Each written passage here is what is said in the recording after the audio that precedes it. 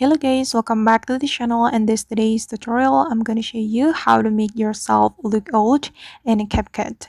Okay, here I have imported a photo to my CapCut project, and I'm going to turn this boy into an old age with the CapCut age folder.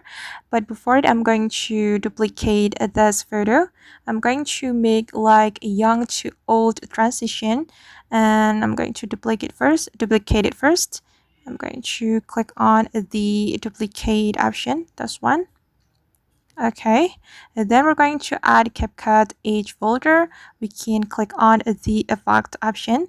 Then we're going to click on the body effect, and we can go to the row category, this one. Okay, and after the row category has been opened, we can select the aged folder. Okay, and after that, we can click on this check mark. Okay, and I'm going to add transition to this clip. Tap on the transition button, and I'm going to add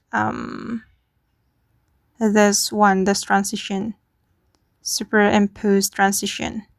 Okay, and after that we can click on this check mark, and now let's just take a look at the final result.